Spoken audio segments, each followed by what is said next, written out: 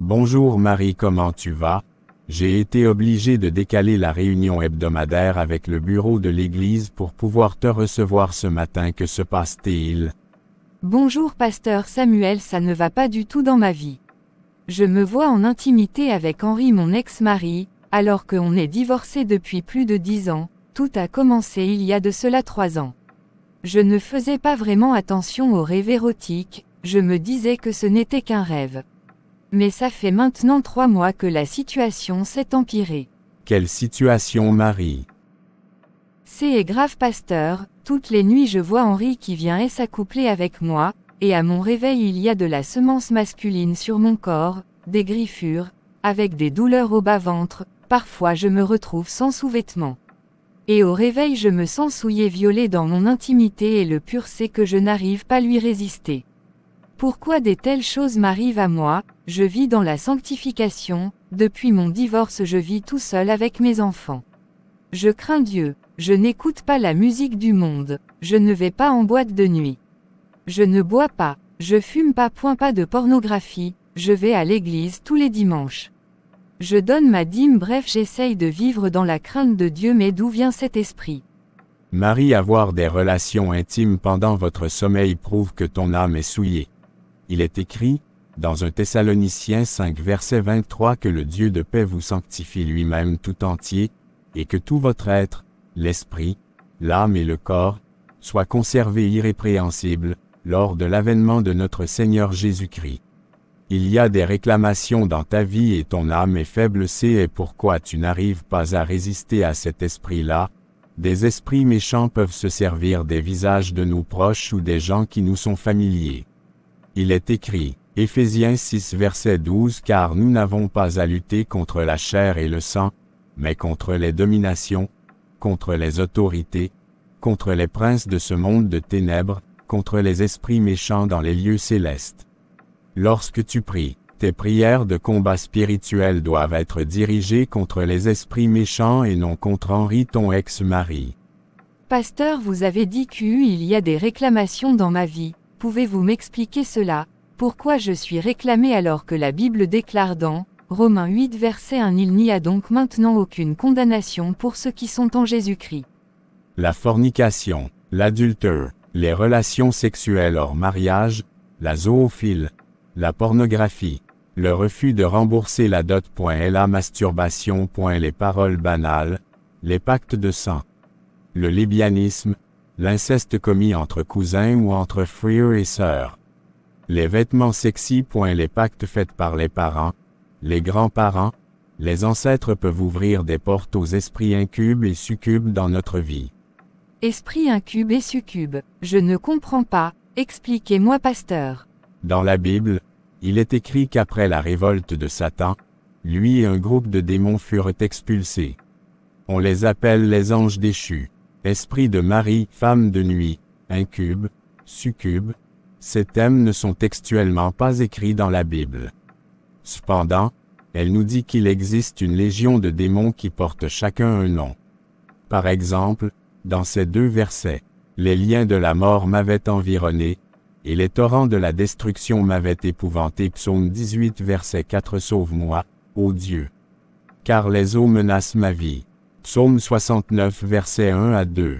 Genèse 6 verset 1 à 2. Lorsque les hommes eurent commencé à se multiplier sur la face de la terre, et que des filles leur furent nées, 2, les fils de Dieu virent que les filles des hommes étaient belles, et ils en prirent pour femmes parmi toutes celles qu'ils choisirent. Ok pasteur, quel genre des prières dois-je faire pour chasser ces esprits de ma vie? Psaume 3 verset 6. Je me couche, et je m'endors. Je me réveille, car l'Éternel est mon soutien. Psaume 4 verset 9. Je me couche et je m'endors en paix, car toi seul, ô Éternel, tu me donnes la sécurité dans ma demeure. Les conséquences de la manifestation de ces démons dans la vie de ces captifs sont principalement de les empêcher de suivre leur destinée. Contrairement à ce que nous raconte la majorité des coacheuses sur la toile, pour qui la destinée serait de devenir riche, de voyager, d'être à la pointe de la mode, de côtoyer les hautes personnalités, etc. La destinée selon Dieu, c'est le fait d'accomplir ce à quoi il nous a prédestinés dès notre naissance, voire même au moment de la grossesse de notre mère. Les esprits de Marie, femme de nuit, en tant qu'agents du diable, bâtissent et appliquent l'accomplissement du plan du Satan dans leur vie. Ce plan qui est de voler, égorger et détruire comme soute.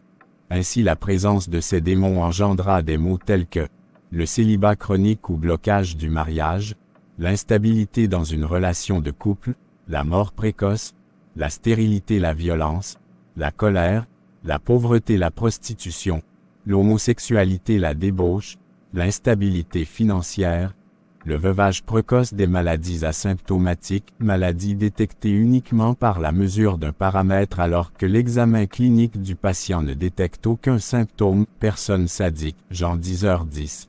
Voici la prière de combat que tu dois faire avant de te coucher. Il est écrit, Jacques 5 verset 16, confessez donc vos péchés les uns aux autres, et priez les uns pour les autres, afin que vous soyez guéris.